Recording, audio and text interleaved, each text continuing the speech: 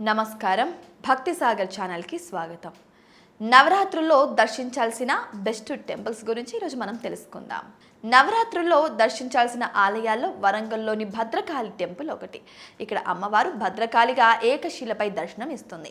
నవరాత్రుల సమయంలో ఈ అమ్మవారిని దర్శించుకొని మొక్కుకుంటే సమస్యలన్నీ తొలగిపోయి చాలా ఆనందంగా ఉంటారని చెబుతారు అక్కడి ప్రజలు. ఈ ఆలయం వరంగల్ హన్మకొండ రహదారిలో కొండల మధ్య తటాకం ఒడ్డున ఉంటుంది ఈ ఆలయం. అయితే ఏపీలోని విజయవాడ కనకదుర్గమ్మ ఆలయం కూడా ఒకటి.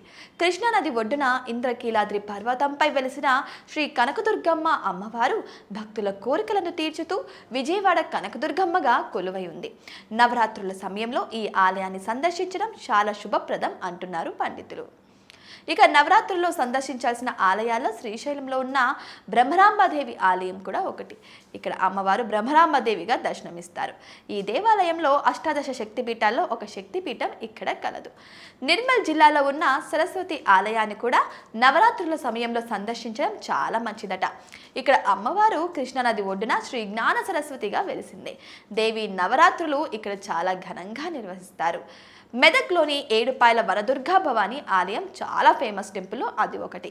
ఈ ఆలయంలో అమ్మవారు దుర్గా భవానిగా కొలువు తీరడం జరిగింది. దట్టమైన అడవి ప్రాంతాల్లో వనదుర్గామాత వెలిసి భక్తులను కాపాడుతుంది. నవరాత్రి ఉత్సవాల్లో ఈ ఆలయాన్ని సందర్శించడం శుభప్రదం.